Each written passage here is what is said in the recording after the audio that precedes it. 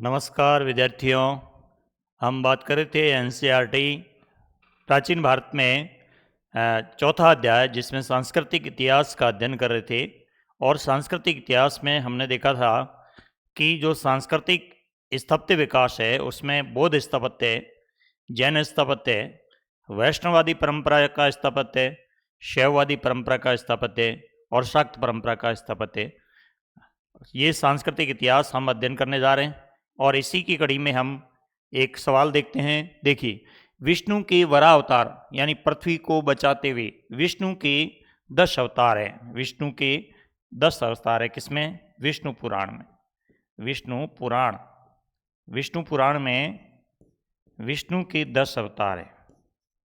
विष्णु के 10 अवतार है। 10 अवतार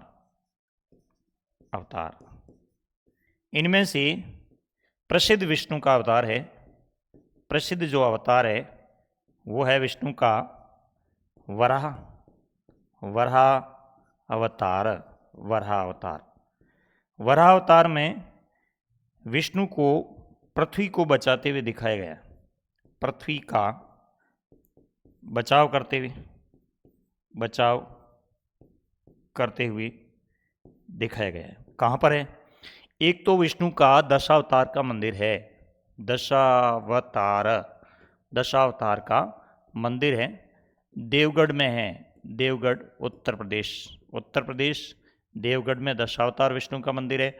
शेष शैया यानी शेष नाग की शेष शैया पर विष्णु विराजमान है। शेष नाग की शैया पर विष्णु विराजमान है। यह शिखर युक्त पहला मंदिर है। भारत का गुप्त काल में बना है। भारत का पहला शिखर युक्त मंदिर भारत का पहला शिखर युक्त मंदिर जो है वो बना देवगढ़ झांसी उत्तर प्रदेश में। देखिए, विष्णु के वरावतार पृथ्वी को बचाते हुए विष्णु की मंदिर 6ठी शताब्दी में कहाँ पर निर्मित किया गया? मंदिर की बात कर रहे हैं तो मंदिर कहाँ निर्मित किया गया? Deogarh Uttar Pradesh. Option C right है। कौन सा? सी राइट है। देखिए, एलोरा क्या है? एलोरा गुफाएं हैं महाराष्ट्र में। कहाँ पे? महाराष्ट्र में है ये गुफाएं। एलोरा की गुफाएं जो बौद्ध परंपरा से, शैववादी परंपरा से, वैष्णववादी परंपरा से यानी कई परंपराओं से जुड़ी। ऐहोल कर्नाटक। यहाँ क्या है? रवि कीर्ति का अभिलेख है। यहाँ पर भी एक मूर्ति है। एक मूर्ति मिली, केवल मंदिर नहीं, मूर्ति मिली है ऐहोल में। किसकी? विष्णु के वरावतार की। खजुराहो मध्य प्रदेश में प्रसिद्ध ऐतिहासिक मंदिर है। नेक्स्ट सवाल देखते हैं। बौद्ध परंपरा के सिद्ध पुरुष का वह रूप जिसमें करुणामय जीव जो अपने सत्कार्य के पुण्य कमाते हैं और पुण्य दूसरों के दुखों को दूर करने के लिए है, ऐसे महापुरुष क्या कहलाते हैं? देखिए, बौद्ध परंपरा में क्या है? बोधिसत्व की परंपरा है। एक परंपरा है जिसका नाम है बोधिसत्व। बोधिसत्व क्या है? बोधिसत्व महायान परंपरा है। जो महायान परंपरा है, महायान संप्रदाय कह दो या परंपरा कह दो, एक ही बात है। महायान परंपरा में बुद्ध के कई अवतार हैं, अनेकों अवतार। बुद्ध के अनेकों अवतार माने गए। इसमें एक पद्मपाणि भी अवतार है, बोधिसत्व भी है। इनोथिज्म का मतलब है सर्वेश्वरवाद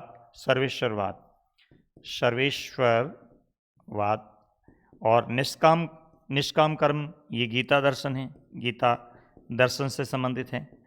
लेकिन बुद्ध के जो अवतार है उनको क्या कहा गया? बोधिसत्व कहा गया। तो यहाँ पर देखिए, बुद्ध परंपरा में सिद्ध पुरुष का वह रूप जिसमें वह करुणामय जीव को अपने सत्कार्यों का पुण्य कमाते हैं और पुण्य दूसरों के दुखों को दूर करने के लिए काम में लेते हैं, ऐसे महापुरुष क्या कहलाते हैं? बोधिसत्व कहलाते हैं। ऑप्शन बी राइट है। कौन सा ऑप्शन राइट है? बी राइट है। देखिए नेक्स्ट सवाल। सांची में सर्प और वृक्ष की, देखिए सांची की स्थापत्य कला।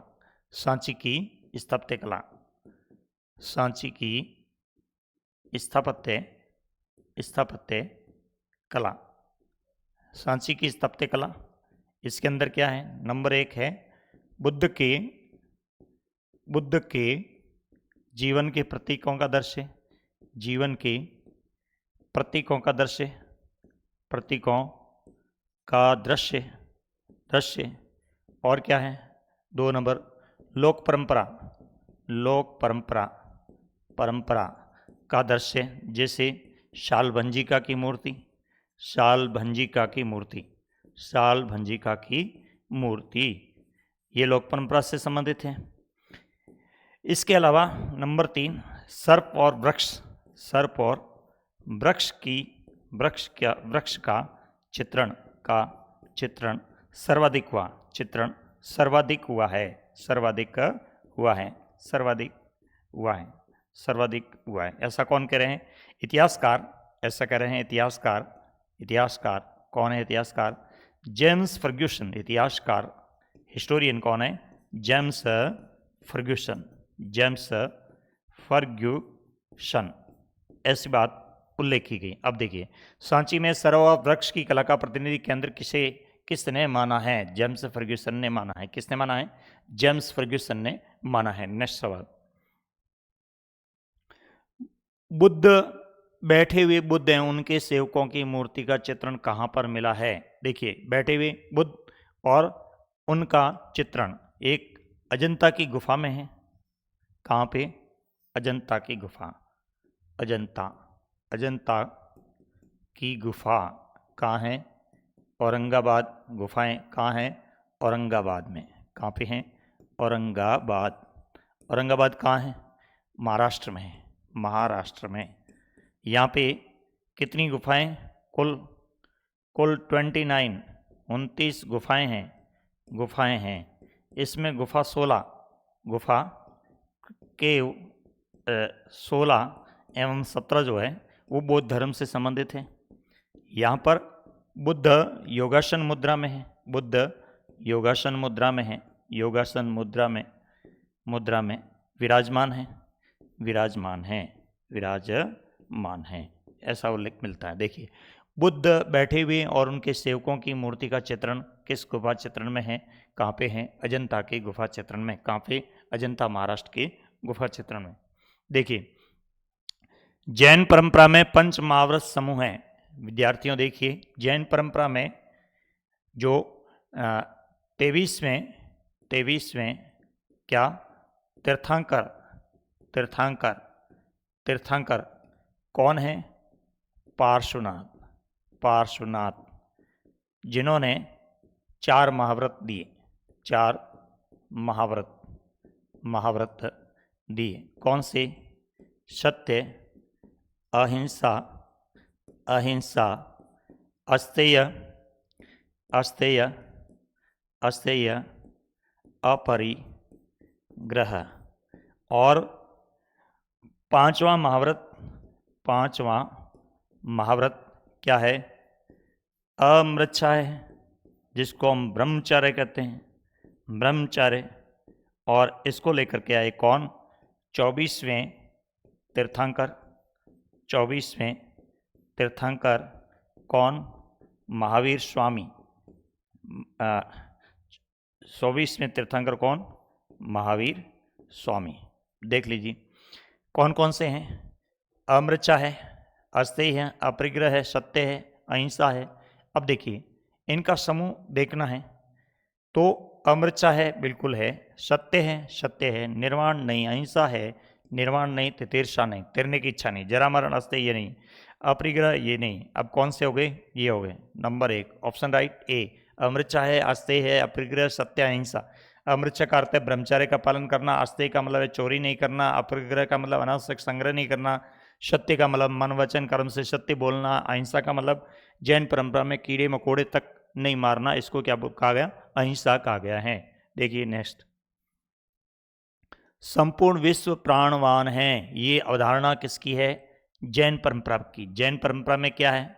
जैन परंपरा में यह है कि चाहे सजीव है, सजीव एवं निर्जीव, सजीव एवं निर्जीव, सभी में क्या है?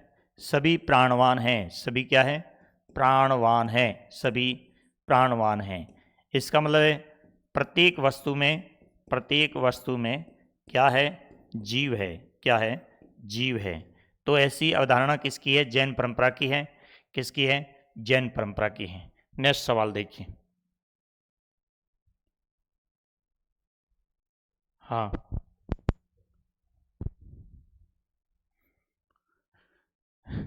नेक्स्ट सवाल हम देख रहे हैं आगे। विश्व अनित्य क्षणिक है, बदल रहा है, अवधारणा किसकी है? देखिए, विश्व क्या है? अनीश्वर है। विश्व क्या है? क्षणिक है। कैसा है? क्षणिक। क्षणिक यानी क्षणभंगुरता। क्षणभंगुरता। क्षणभंगुरता। क्षणभंगुरता, नाशवान। क्या है? नाशवान। ये संसार क्या है? नाशवान है। ऐसी अवधारणा किसकी है? बौद्ध परंपरा की है। किसकी है? बौद्ध परंपरा की। देखिए, विश्व अनित्य क्षणिक है, बदल रहा है, यह अवधारणा किसकी है? बौद्ध परंपरा की अवधारणा है। नेक्स्ट सवाल देखिए। बौद्ध धर्म में निर्वाण का अर्थ है निर्वाण। निर्वाण का अर्थ क्या है? निर्वाण यानी मोक्ष। निर्वाण यानी मोक्ष। मोक्ष प्राप्त करना। मोक्ष। मोक्ष प्राप्त करना। मोक्ष प्राप्त करना का बजाय ज़्यादा क्या है? इच्छाओं की समाप्ति। निर्वाण का मतलब क्या है? इच्छाओं को मार देना। इच्छाओं की समाप्ति। इच्छाओं की समाप्ति। समाप्ति करना। समाप्ति करना, इसको क्या बोलते हैं? निर्वाण। यानी जीवित रहते हुए जीवित व्यक्ति अपनी इच्छाओं को मार देता है और फिर बुद्ध की शिक्षाओं का प्रचार करता है। बुद्ध की शिक्षाओं का प्रचार करता है। शिक्षाओं का प्रचार करता है। अब देखिए, निर्वाण का अर्थ क्या है? मृत्यु होना नहीं है, मोक्ष नहीं, सांसारिक मुक्ति नहीं, इच्छाओं को मार देना। इच्छाओं को मार देना। नेक्स्ट सवाल। बौद्ध संघ में प्रवेश लेने वाली प्रथम भिक्षुणी कौन थी? देखिए, बुद्ध के प्रिय शिष्य कौन है? प्रिय शिष्य आनंद है। कौन है? आनंद है। आनंद के निवेदन पर वैशाली में आनंद के निवेदन पर संघ में महिलाओं का प्रवेश किसका? महिलाओं का प्रवेश कौन है? प्रथम महिला गौतमी प्रजापति। कौन है? बुद्ध की पालक माता। कौन है? पालक माता। ये पहली महिला भिक्षुणी बनी थी। तो बौद्ध संघ में प्रवेश लेने वाली प्रथम भिक्षुणी कौन है? प्रजापति गौतमी। नेक्स्ट सवाल। स्त्री एवं पुरुष संघ में क्यों प्रवेश करते हैं? देखिए, संघ में प्रवेश के नियम। संघ में प्रवेश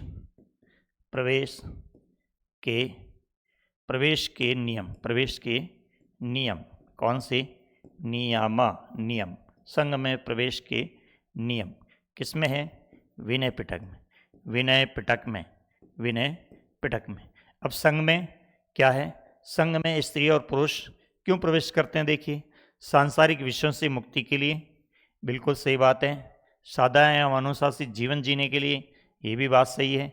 संघ में सभी का जीवन समान होता है, समानता भी है। वे नैतिक उपदेश शिक्षक बनना चाहते हैं, ये बात भी सही है। यानी सभी कथन सही है। संघ में क्यों प्रवेश कर रहे हैं? सांसारिक विषयों से मुक्ति प्राप्ति के लिए, बिल्कुल। सादा एवं अनुशासित जीवन जीने के लिए, बिल्कुल। संघ में सभी का जीवन समान हो, बिल्कुल। वे नैतिक उपदेश शिक्षक बनना चाहते हैं, ये बात भी सत्य है। ये हमें ध्यान में रखना है। नेक्स्ट सवाल। भिक्षुणियों के छंदों का अनूठा संग्रह। भिक्षुणियों के, देखिए यहाँ पे क्या है? भिक्षु एवं भिक्षुणी।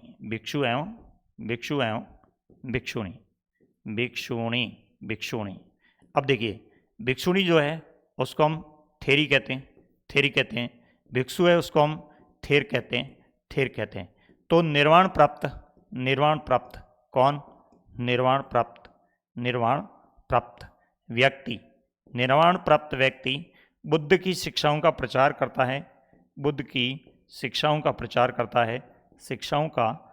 करता है। उसको थेर या भिक्षु कहा गया। और निर्वाण प्राप्त महिलाएं कौन? महिलाएं जो बुद्ध की शिक्षाओं का प्रचार करती हैं, उनको थेरी कहा गया। क्या कहा गया? थेरी। देखिए, अब क्या है? भिक्षुणियों के छंदों का अनूठा संग्रह जिसमें महिलाओं के सामाजिक आध्यात्मिक अनुभवों के बारे में अंतर्दृष्टि मिलती है, यानी उनका उल्लेख मिलता है। पुन्नाबाई नाम की एक दासी, पुन्नाबाई नाम की एक दासी की कहानी है, जिसमें एक अंश थेरी गाथा के रूप में किस ग्रंथ से लिया गया है। बहुत महत्वपूर्ण सवाल है। इसमें क्या है? इसमें है शिक्षाएं हैं, ध्यान रखना। ये क्या है? शिक्षाएं हैं। क्या है? शिक्षाएं हैं। तो शिक्षाएं किस में है? शुद्ध पिटक में है। किस में? शुद्ध पिटक में है। तो ये बात पुन्नाबाई की कहानी जो है, पुन्नाबाई की कहानी क्या, देखिए देखिए, एक कटाक्ष किया गया है। क्या किया गया है कि जब एक राजा के वहाँ पनिहारिन के रूप में काम करती है पुन्नाबाई, और पुन्नाबाई रोज तालाब पर पानी लेने के लिए सवेरे सवेरे बहुत जल्दी जाती हैं। तो पुन्नाबाई क्या देखती हैं कि उस तालाब में एक पंडित जी बार बार ठंड में भी जल में बार बार नहाते हैं। तो पुन्नाबाई ने कहा कि मुझे तो क्या है, मैं तो राजा का आदेश है इसलिए सुबह जल्दी पानी लेने के लिए आना जरूरी होता है, लेकिन पंडित जी आप बार बार क्यों नहा रहे हैं इस ठंड के अंदर? तो पंडित जी ने कहा मैं पवित्र होता हूँ। तो पुन्नाबाई ने कहा अच्छा, पवित्र होने से क्या होता है? पंडित जी ने कहा स्वर्ग मिलता है। तो पुन्नाबाई ने कहा इसका मतलब है तालाब में रहने वाले सारे सांप, बिच्छू, मगरमच्छ जो है वो तो 24 घंटा पानी में रहते हैं, इसका मतलब वो तो सीधे ही स्वर्ग में जाते होंगे। तो पुन्नाबाई ने कहा कि पंडित जी ऐसे जल से बार बार नहाने से शुद्धता नहीं होती है। शुद्धता तो किससे होती है? आत्मिक शुद्धि से, आंतरिक जो शुद्धि है उसी से शुद्धता होती है। तो इस तरह की कहानी से शिक्षा मिलती है कि पुन्नाबाई जो एक थेरी है और वो शिक्षा दे रही है अपनी गाथा के माध्यम से कि व्यक्ति को आत्मिक शुद्धि पर यानी आंतरिक शुद्धि पर ध्यान देना चाहिए। ये बात लिखी गई है। तो ये बुद्ध की शिक्षा है, और शिक्षा किसमें है? शुद्ध पिटक में है। नेक्स्ट सवाल, भिक्षुओं और भिक्षुणियों के लिए नियम है कि, देखिए भिक्षुणियों और भिक्षुओं के लिए नियम क्या है? नियम क्या है? नियम यह है कि एक कंबल कंबल कब तक प्रयोग में लें? 6 माह तक। 6 माह तक, जब तक फट न जाए। उसके बाद दूसरा कंबल अनुमति से ही ले सकते हैं। यदि वह भिक्षा प्राप्त करते हैं तो भिक्षा एक समय का भोजन, केवल एक समय का ही भोजन ले सकते हैं। एक समय का भोजन ले सकते हैं। यदि भोजन स्वादिष्ट है तो यदि और वो 2 समय का ले लेते हैं तो फिर वो अपने साथी भिक्षु को वितरण करना अनिवार्य होता है। ये भी नियम है। एक नियम ये भी है कि आप कहीं विहार में, गुफा में रुकते हैं, निवास करते हैं, तो प्रातःकाल क्या है? अपने बिस्तर है वो बिस्तर समेटना,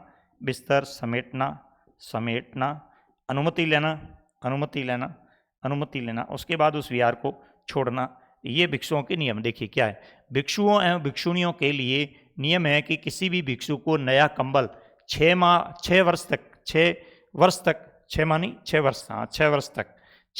प्रयोग में लेना है। 6 माह नहीं है, 6 वर्ष तक प्रयोग में लेना है। तो एक भिक्षु जो है वो एक कंबल को 6 वर्ष तक काम में ले सकता है, और उसके बाद फिर नया कंबल अनुमति के बिना नहीं लेगा। ये एक किसी फर्स्ट ग्रेड एग्जाम में ये सवाल पूछा गया है। तो नया पकवान भी 2 कटोरा ग्रहण करना है इत्यादि किस ग्रंथ में उल्लेख किया गया है? ये बातें किस ग्रंथ में उल्लेख की गई हैं? तो ये क्या है? ये नियम है। ये सब क्या है? नियम है। और नियम पता है आपको किस ग्रंथ में होगा? विनय पिटक में होगा। ये ध्यान में रखना। ए ऑप्शन राइट है। बहुत महत्वपूर्ण सवाल है, वेरी वेरी इंपॉर्टेंट सवाल है, सीयूटी के लिए महत्वपूर्ण सवाल है। नेक्स्ट, निम्न में से किस ग्रंथ में बुद्ध स्वयं ने स्तूप बनाने की अनुमति दी है? देखिए एक ग्रंथ है जिसका नाम है महापरिनिब्बाण सूत्र। ग्रंथ का नाम क्या है? महापरिनिब्बाण सूत्र। इस ग्रंथ में बुद्ध के शिष्य आनंद पूछते हैं। कौन? आनंद कहते हैं कि आपके लिए स्तूप बनाए जाए या ना, स्तूप बनाने हो या नहीं बनाने हो। तो वो कहते हैं स्तूप तो नहीं बना सकते, लेकिन आप कोई पवित्र स्थल है तो उसको पवित्र स्थल के रूप में स्थापित कर सकते हैं। इसका मतलब बुद्ध अप्रत्यक्ष रूप से कहते हैं कि स्तूप बनाने हैं, और ऐसा उल्लेख है वो कहाँ है? महापरिनिब्बाण सूत्र में है। अशोकावदान ग्रंथ में तो क्या है? अशोक सम्राट अशोक स्वयं क्या कहते हैं कि बुद्ध के अवशेषों को बांट करके और उनके स्थलों पर स्तूप स्तूप बनाने चाहिए, ऐसा सम्राट अशोक कहते हैं। तो यहाँ पे महापरिनिर्वाण शुद्ध ग्रंथ है। देखिए नेक्स्ट सवाल, कौन सी अवधारणा महायान बौद्ध परंपरा से संबंधित नहीं है? देखिए बौद्ध परंपरा में दो है, एक तो हीनयान परंपरा है, हीनयान हीनयान, दूसरी महायान परंपरा है, महायान। हीनयान मतलब छोटी गाड़ी, महायान का मतलब बड़ी गाड़ी। हीनयान क्या मानते हैं? बुद्ध एक व्यक्ति है। बुद्ध क्या है? बुद्ध एक व्यक्ति है, बुद्ध एक व्यक्ति है और नैतिक शिक्षक है। बुद्ध क्या है? नैतिक शिक्षक है। बुद्ध नैतिक शिक्षक है। बुद्ध की मूर्ति पूजा नहीं है, मूर्ति पूजा नहीं है, यानी बुद्ध के अवतार नहीं है, अवतार नहीं है, अवतार नहीं है, मूर्ति पूजा नहीं है, यानी बोधिसत्व नहीं है, बोधिसत्व नहीं है। तो ये सामान्य रूप से निर्वाण प्राप्त व्यक्ति थेर जो है, थेर और थेरी, थेर और थेरी बुद्ध की शिक्षाओं का प्रचार करते हैं। ये हीनयान। महायान कहते हैं बुद्ध के अवतार हुए, बुद्ध के अवतार अनेक है, अनेक है। इन अवतारों के आधार पर मूर्ति पूजा होती है, मूर्ति पूजा होती है। बुद्ध का अवतरण होना जातक कथाओं में उल्लेख है, जातक कथाओं में उल्लेख किया गया है, ऐसा मानते हैं। ये बोधिसत्व को भी मानते हैं, बोधिसत्व को भी मानते हैं। तो ये किसमें अंतर है? हीनयान और महायान परंपरा में अंतर है। देखिए कौन सी अवधारणा महायान बौद्ध परंपरा से संबंधित नहीं है? देख लीजिए। बोधिसत्व की अवधारणा है क्या? बिल्कुल बोधिसत्व की अवधारणा है। मुक्तिदाता की अवधारणा, दूसरों की सहायता करने की अवधारणा, बुद्ध का व्यक्तिगत प्रयास प्रबोधन है। देखिए यहाँ ए राइट है, ऑप्शन ए राइट है, ए भी राइट है। मुक्तिदाता की अवधारणा भी कही गई है, बी भी राइट है। मुक्तिदाता दूसरों की सहायता करने वाला भी कहा गया है। बुद्ध का व्यक्तिगत प्रयास प्रबोधन है, ये किस में है? हीनयान में। किस में है? हीनयान में है। ये हीनयान की अवधारणा है। तो व्यक्तिगत जो है बुद्ध प्रयास करते हैं, वो किस में है? हीनयान में है। तो ऑप्शन राइट कौन सा होगा? ऑप्शन राइट डी होगा। यहाँ पे ऑप्शन राइट कौन सा होगा? डी। संबंधित महायान से संबंधित कौन सा नहीं है? डी नहीं। नेक्स्ट सवाल,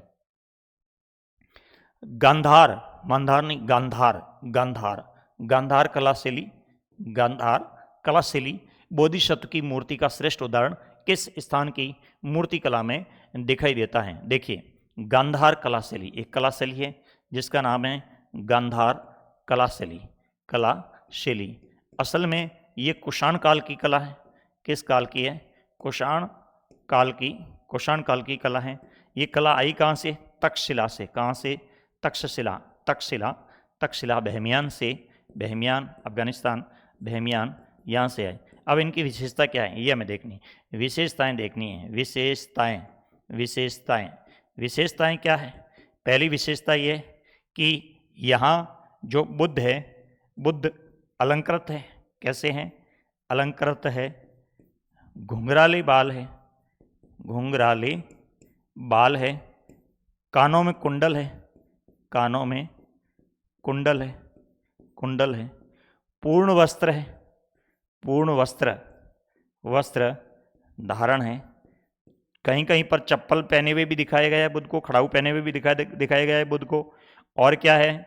काले सलेटी, काले सलेटी, सलेटी संगमरमर की मूर्ति है, संगमरमर की मूर्ति है। कैसी है? खड़े बुद्ध की मूर्ति, खड़े बुद्ध की मूर्ति। ये कहाँ मिली है? आपकी किताब में फोटो दिया हुआ है। कहाँ मिली है? महाबलीपुरम तमिलनाडु, महाबलीपुरम तमिलनाडु में। नेक्स्ट सवाल देखिए, जो सांची स्थल है, सांची मध्य प्रदेश, सांची, सांची पर अध्ययन करने वाले, अध्ययन करने वाले या रिसर्च करने वाले, अनुसंधान करने वाले, अनुसंधान करने वाले, इन लोगों में से किसका नाम आता है?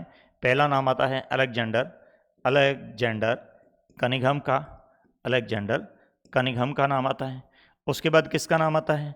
सर जॉन मार्शल का नाम आता है, सर जॉन मार्शल, मार्शल का नाम आता है। उसके बाद किसका नाम आता है? अल्फ्रेड फुसे, अल्फ्रेड फुसे का नाम आता है।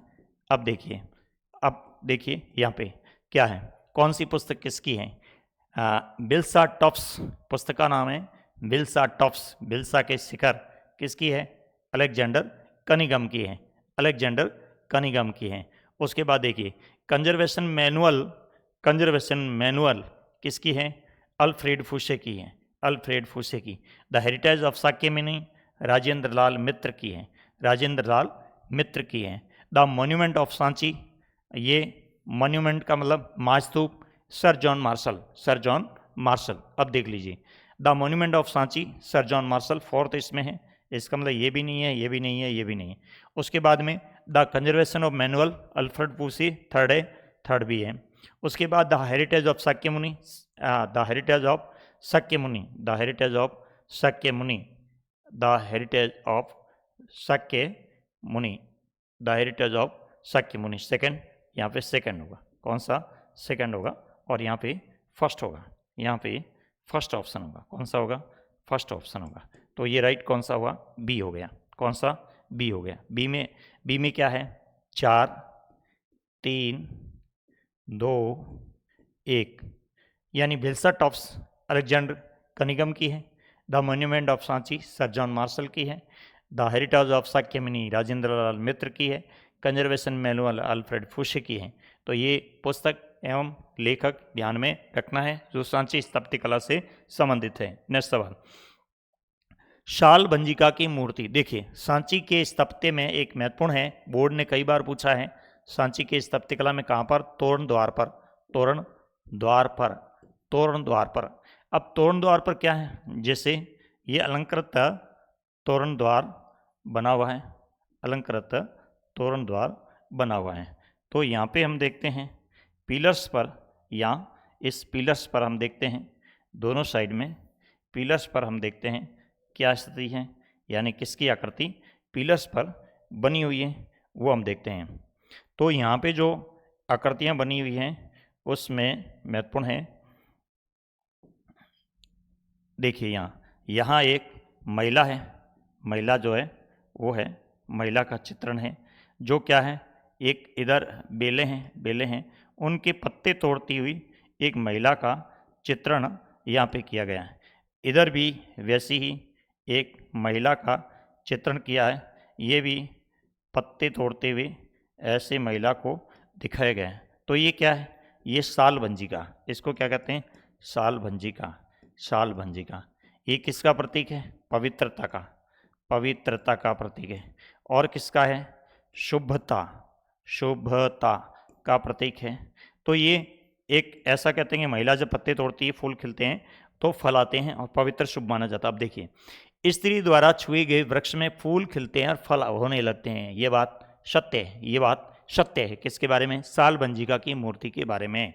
अब देखिए, स्तूपों के अलंकरण में ये शुभता के प्रतीक के रूप में, बिल्कुल ये शुभता के प्रतीक के रूप में है, ये भी सत्य है।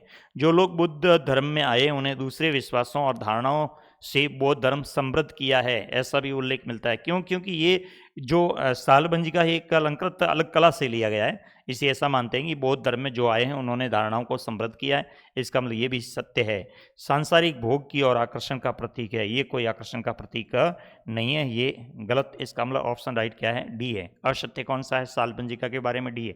आपसे पूछेंगे शाल भंजिका की विशेषताएं क्या है, तो स्त्री द्वारा वृक्ष के फूलों को छूने से खिलते हैं, फल होने लगते हैं, ये शुभता का प्रतीक है, पवित्रता का प्रतीक है। इसमें बौद्ध धर्म में विश्वास और धारणाएं वो मजबूत होती हैं, ऐसा उल्लेख मिलता है। नेक्स्ट सवाल,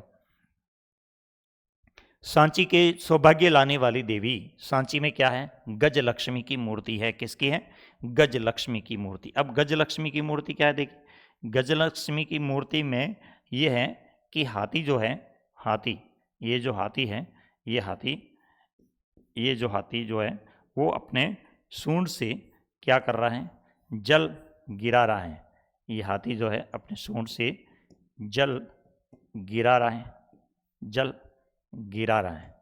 किसके ऊपर, एक महिला है जो विराजमान है, विराजमान है। और ऐसा कहते हैं कि ये जो महिला है ये कौन है, महामाया है, महामाया। कौन है, महामाया। महामाया कौन है, बुद्ध की माता, बुद्ध की माता। इसे कुछ लोग गज लक्ष्मी कहते हैं, गज लक्ष्मी भी कहते हैं। क्या कहते हैं, गज लक्ष्मी कहते हैं। तो सांची में सौभाग्य लाने वाली देवी के रूप में मूर्तिकला किसे स्वीकार किया गया है, किस रूप में स्वीकार किया गया है, गजलक्ष्मी के रूप में। किसके रूप में? गजलक्ष्मी के रूप में। लेकिन मूल रूप से ये मूर्ति है वो किससे माना गया है? आदि इतिहासकार महामाया कहते हैं, लेकिन मूल रूप से मानी जाती है वो गजलक्ष्मी की मूर्ति मानी जाती है, ऐसा उल्लेख किया गया है। देखिए नेक्स्ट सवाल,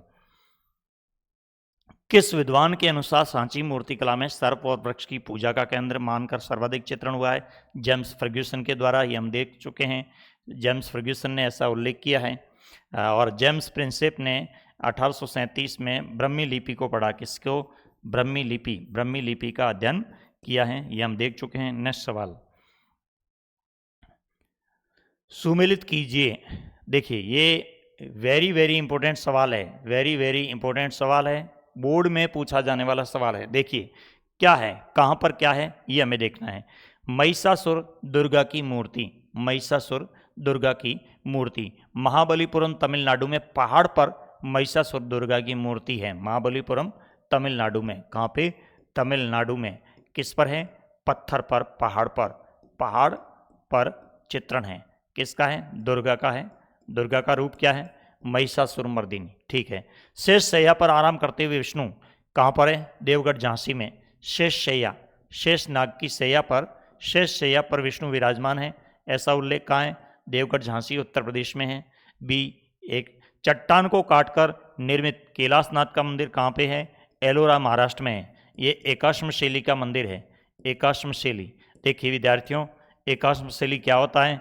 यानी जो मूर्तिकार है, मूर्तिकार स्वयं पहाड़ के पास जाकर के पहाड़ को मंदिर का रूप देते हैं, पहाड़ को मंदिर का रूप देते हैं, उसे एकाश्म शैली कहते हैं। और ये एकाश्म शैली का प्रसिद्ध मंदिर है। कहाँ पे? एलोरा महाराष्ट्र के अंदर। खड़े बुद्ध की मूर्ति कहाँ पे है? मथुरा में है। ये मथुरा कला में खड़े बुद्ध की मूर्ति है। महाबलीपुरम में खड़े बुद्ध की मूर्ति है, वो कौन सी कला? गांधार कला में बुद्ध है। अब देख लीजिए, महिषासुर दुर्गा की मूर्ति कहाँ है? महाबलीपुरम तमिलनाडु में है, यानी सेकंड ऑप्शन है। सेकंड, ये नहीं। बी में क्या है? शेष शैया पर, फर्स्ट है। सी में क्या? चट्टान को काटकर एलोरा थर्ड है। खड़े बुद्ध फोर्थ है। ऑप्शन राइट कौन सा हो गया? ए हो गया। वेरी इंपॉर्टेंट सवाल, बहुत महत्वपूर्ण सवाल है। नेक्स्ट सवाल देखिए, सांची में दानी राजकुमार की कथा। देखिए एक जातक ग्रंथ है, जातक ग्रंथ, उस जातक ग्रंथ का नाम है वैशांतर जातक। कौन सा जातक? वैशांतर जातक में क्या उल्लेख है? वैशांतर जातक में उल्लेख है कि एक बुद्ध के बारे में कहा गया है कि बुद्ध संपूर्ण संपत्ति दान करके और दानी राजकुमार बनते हैं, राजकुमार, और एक फूस वाली झोंपड़ी में विराजमान होते हैं। ऐसा किस जातक से लिया गया है? वैशांतर जातक से ही कथा ली गई है। महत्वपूर्ण है। नेक्स्ट सवाल, निम्न संग्रहालयों में स्थापना की दृष्टि से व्यवस्थित कीजिए। देखिए कौन सा संग्रहालय कहाँ पर है? भारतीय museum Kolkata, government museum Madras, राष्ट्रीय संग्रहालय म्यूजियम नई दिल्ली। तो ये तीनों ही हैं। लेकिन हमें क्या देखना है? किस संग्रहालय की स्थापना है, वो कब हुई है, पहले कौन है। यानी दिल्ली वाला संग्रहालय वो थर्ड स्थान पे, तीसरे स्थान पे है, लास्ट में है ये। तो फर्स्ट क्या है? भारतीय म्यूजियम कोलकाता की स्थापना होती है फर्स्ट में। सेकंड में गवर्नमेंट म्यूजियम मद्रास की स्थापना होती है, और थर्ड में दिल्ली संग्रहालय की स्थापना होती है। ये एनसीईआरटी का सवाल है, और ये आपके सीयूईटी में इस तरह का सवाल जो है आपसे पूछ सकते हैं, बहुत महत्वपूर्ण सवाल है। नेक्स्ट, सांची को विश्व धरोहर कला स्थान घोषित कब किया गया था? सांची को विश्व धरोहर सूची में शामिल कब किया गया था? सांची को विश्व धरोहर कला के रूप में कब घोषित किया गया? तो ये 1976 है, ध्यान रखिए, 1976 है। तो ये थोड़ा डाटा सही है, सही कर लें, 1976, ध्यान रखें, ऑप्शन डी राइट है। तो 1976 में सांची को विश्व धरोहर स्थान घोषित किया गया है, यानी इसको राष्ट्रीय महत्व। और 1986 में क्या है? अंतर्राष्ट्रीय महत्व का विषय घोषित किया गया किसको? सांची को। देखिए, देश के प्राचीन कला में मौलिक कार्यों को लूटने की अनुमति देना मुझे आत्मघाती असमर्थनीय लगता है। ये बात किसने बोली है? ये बात बोली है एच.एस. कॉल ने। इस सवाल को हम पहले देख चुके हैं। तो एच.एस. कॉल ने एक ऐसे पहले व्यक्ति थे जिन्होंने कहा कि भारत की स्थापत्य कला है जो यहाँ से लूट कर ले जा रहे हैं, ये मुझे स्वीकार नहीं है। प्रारंभिक आधुनिक कला इतिहास वेदों में से एक जिसने सांची के वृक्षों और सर्पों की पूजा के केंद्र के रूप में देखा, क्योंकि बौद्ध साहित्य में परिचित, इसे पहचान करें। ये कौन है? ये ऐसे व्यक्ति कौन है? James Ferguson. कौन है? James Fergusson. जेम्स फर्ग्यूसन, इसके बारे में हम बात कर चुके हैं। नेक्स्ट सवाल, कथनों को पढ़े और जैन धर्म के संबंध में सही विकल्प चुनिए। जैन परंपरा, जैन परंपरा, जैन परंपरा। अब जैन परंपरा में क्या है? उत्तराध्ययन सूत्र में महावीर की शिक्षाएं शामिल है। बिल्कुल सत्य बात है। उत्तराध्ययन सूत्र एक ग्रंथ है जिसमें महावीर स्वामी की शिक्षाएं शामिल है। दीपवंश, दीप का इतिहास एक जैन ग्रंथ है। गलत बात है। दीपवंश क्या है?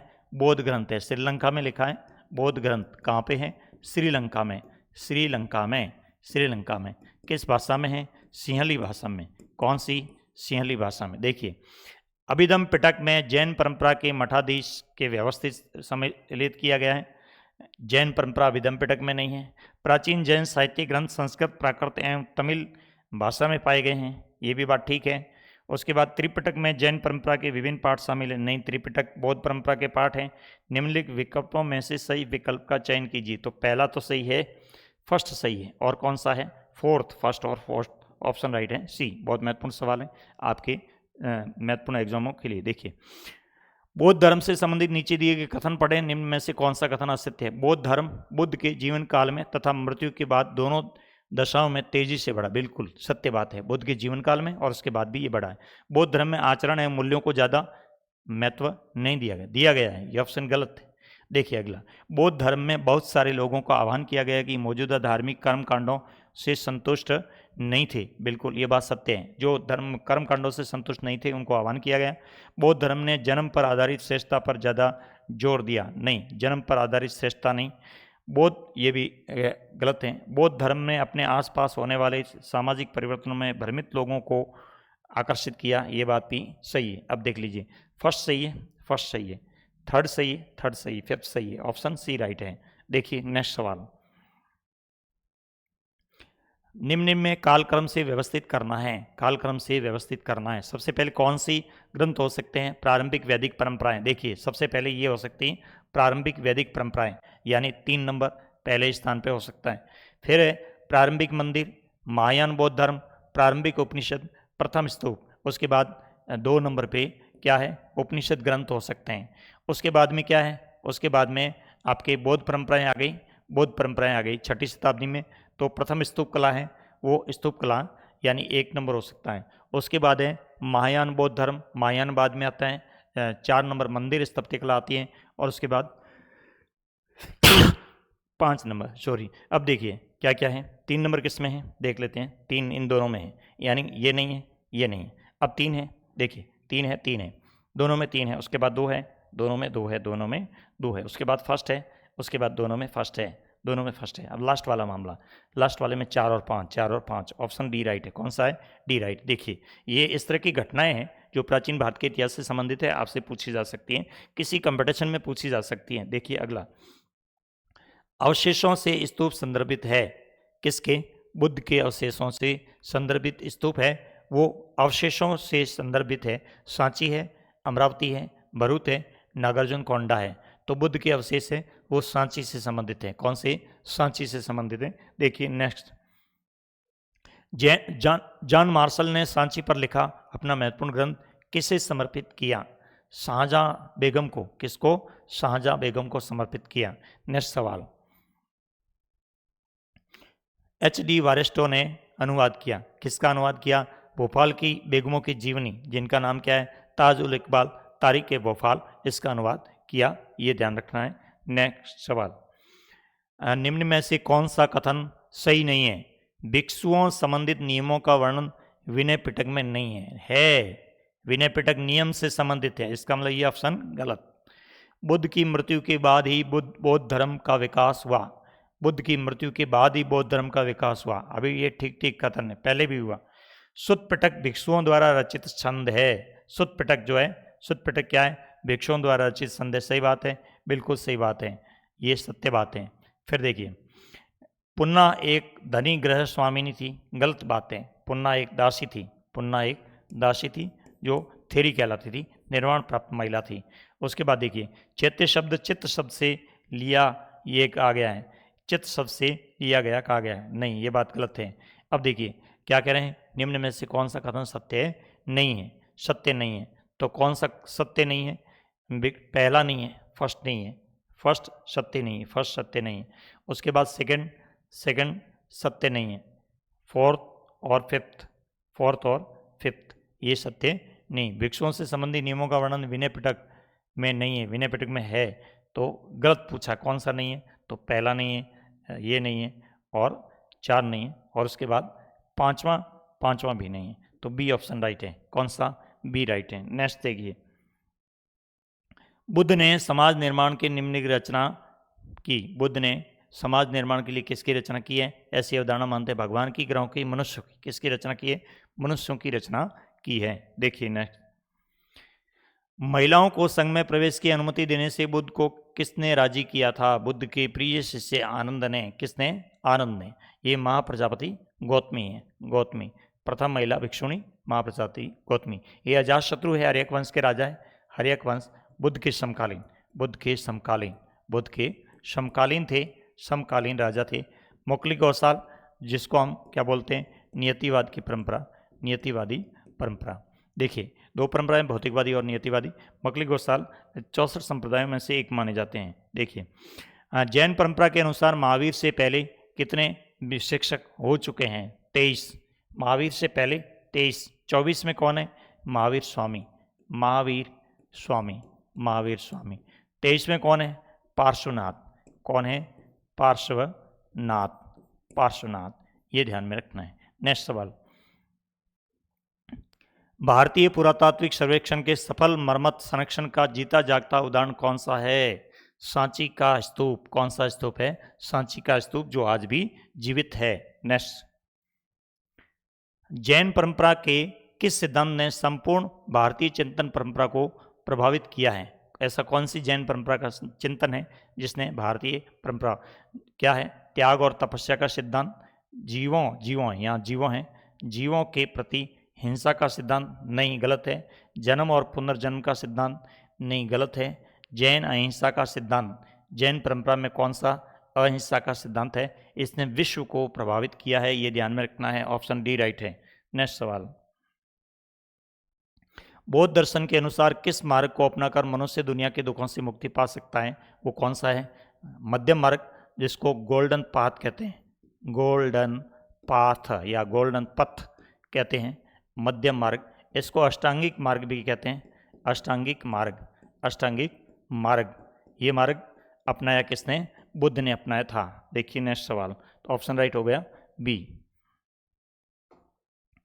बराबर की गुफाएं, बराबर की गुफाएं कहाँ हैं, बिहार में हैं। कहाँ हैं, बिहार में। कौन सी, बराबर की गुफा, किसके लिए, आजीवकों के लिए, आजीवकों के लिए किसने बनाई, कुछ अशोक ने बनाई, अशोक ने बनाई, और अशोक के पौत्र दशरथ ने भी बनाई, दशरथ ने भी इसका निर्माण करवाया। देखिए तो ऑप्शन राइट है बी। नेक्स्ट सवाल, बौद्धों का सबसे विशाल और शानदार स्तूप, सबसे विशाल और शानदार स्तूप कौन सा था, कौन सा था, अमरावती का सबसे विशाल था, अमरावती का। ध्यान में रखना, वह नष्ट हो गया लेकिन था पहले। देखिए नेक्स्ट, अमरावती के स्तूप की खोज कब की गई थी, 1796 में। अमरावती के स्तूप की खोज है वो कब की गई, 1796 में। सांची की खोज कब होती है, 1818 में। सांची की खोज कब होती है, 1818 में। देखिए नेक्स्ट सवाल, सांची के स्तूप की खोज कब की गई थी, 1818 में। सांची की खोज है वो कब की गई थी, 1818 में। नेक्स्ट सवाल, गुंटूर आंध्र प्रदेश में कमिश्नर अमरावती की यात्रा कब करते हैं, 1854 में। गुंटूर आंध्र प्रदेश के कमिश्नर है वो अमरावती की यात्रा करते हैं 1854 में, तब जाकर के अमरावती है वो चर्चा में आता है। नेक्स्ट सवाल, बुद्ध द्वारा सारनाथ में दिए गए पहले उपदेश किसके प्रतीक हैं। देखिए बुद्ध के प्रतीक क्या है, देखिए एक तो है बुद्ध का प्रतीक है बोधि वृक्ष, बोधि वृक्ष। ये किसका प्रतीक है, तपस्या, तपस्यक। उसके बाद है धम्म चक्र, धम्म चक्र, धम्म चक्र। ये किसका प्रतीक है, प्रथम उपदेश का, प्रथम उपदेश, उपदेश कहाँ दिया, सारनाथ में, सारनाथ में। उसके बाद क्या है, महास्तूप, महास्तूप। ये किसका प्रतीक है? महापरिनिर्वाण का। किसका? महापरिनिर्वाण या निर्वाण का प्रतीक है। देख लीजिए, तो बुद्ध द्वारा सारनाथ में दिए गए पहले उपदेश किसके प्रतीक है? चक्र का प्रतीक है। किसका प्रतीक है? चक्र का प्रतीक है। ये ध्यान में रखना है। नेक्स्ट, शालबंजिका की मूर्ति। शालबंजिका किस भाषा का शब्द है? संस्कृत भाषा का शब्द है। शालबंजिका शब्द किस भाषा का है? संस्कृत भाषा का शब्द है। ध्यान में रखना है। नेक्स्ट, बुद्ध की माता का नाम क्या है? बुद्ध की माता का नाम है महामाया। क्या है? महामाता। गौतमी प्रजापति क्या है? पालक माता। पालक माता। ये ध्यान में रखना है। नेक्स्ट सवाल देखिए, गर्भगृह से संबंध में नीचे दिए गए कथन। ये गर्भगृह क्या है?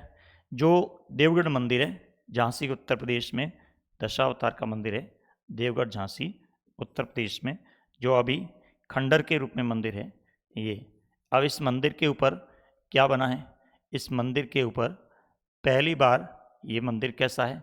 पहली बार ये मंदिर है वो कैसा है? शिखर युक्त मंदिर है। शिखर युक्त मंदिर है। शिखर युक्त, ये शिखर है। क्या है? शिखर।